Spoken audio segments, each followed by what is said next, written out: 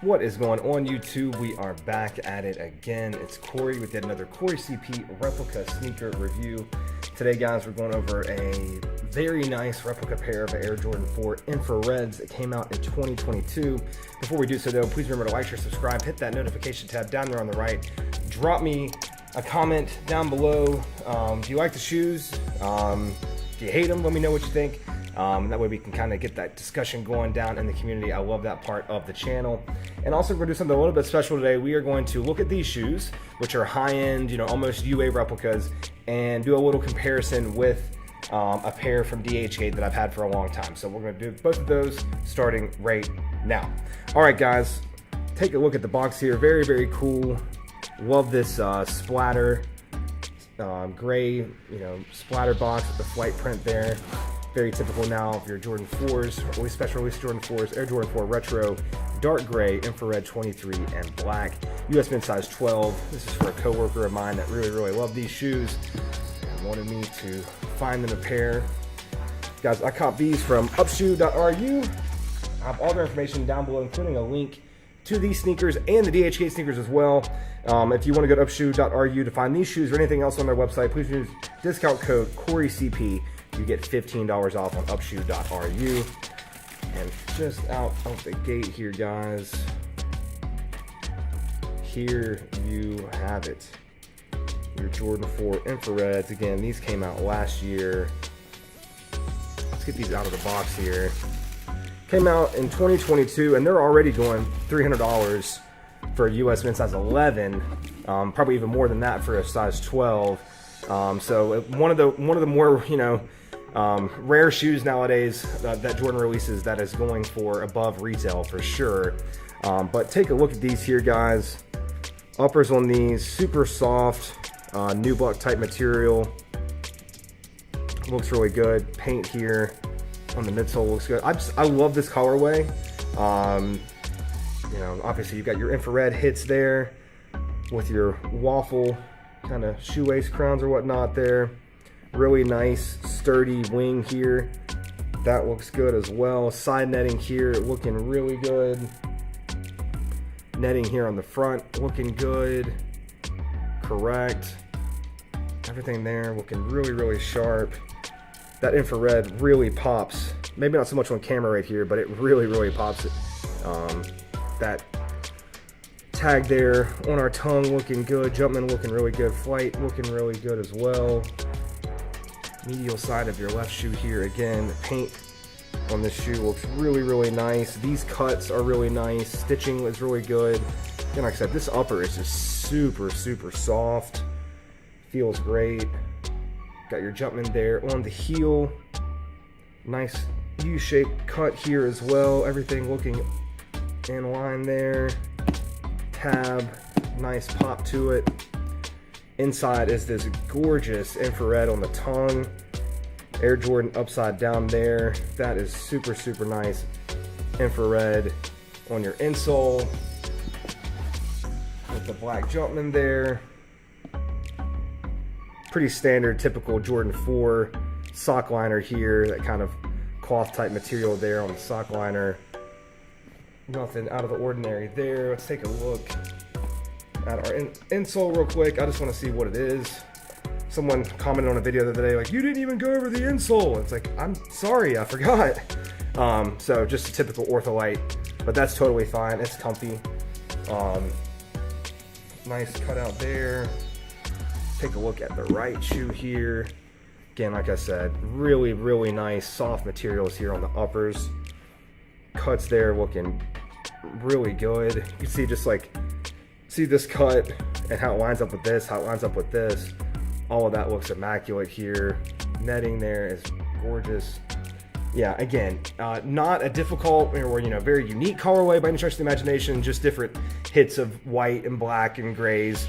But when you mix all that in with that infrared, I do wish the Jumpman here on the back would have been an infrared. I think that would have been a nice touch, but it is what it is, obviously.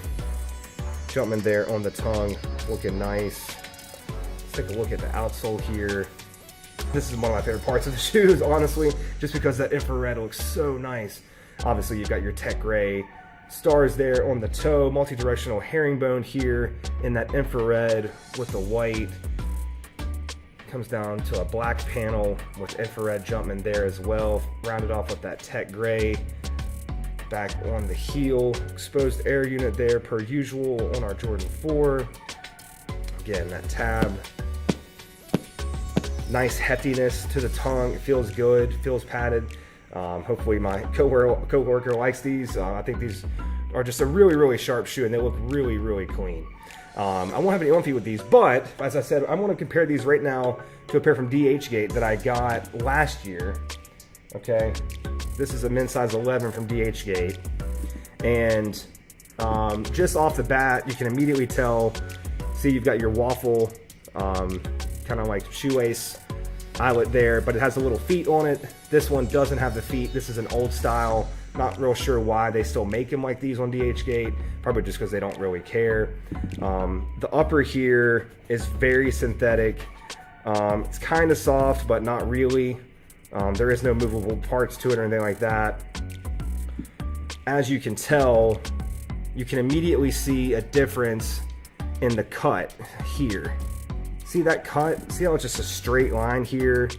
Doesn't really match up.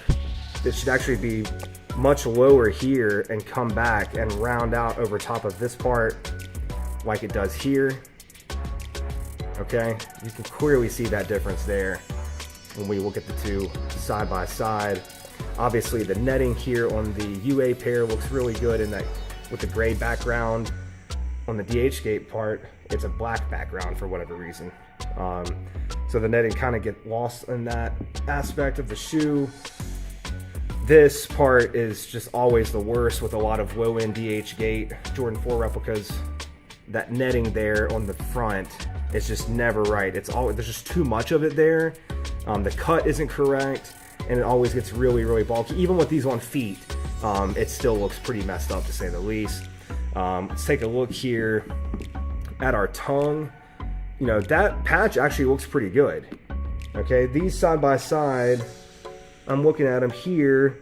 The infrared here on the UA pair is a little bit more vibrant, but that doesn't look terrible. But you can tell, look how flimsy this tongue is. I mean, I'm pinching it together right there. Okay, and you can just tell how thin and flimsy it is. Not really nice and soft. This pair, you know, the UA pair, much more pillowy. That again, that infrared really pops on these. The Air Jordan here is in white, whereas the Air Jordan here is in infrared. This has a black insole with the infrared Jumpman there. Let me see. You know, the outsole pretty much the same. DHA can knock that off pretty easily. Nothing to worry about there. I mean, I used to wear these a lot, but I haven't worn them in well over a year easily. Plus the tab here, you can see how really just flimsy. I mean, it's just straight up plastic. Just flimsy and plasticky there. Not good whatsoever. Whereas on the UA pair, snaps straight back. You know, it's more of like a matte finish here and a really strong rubber.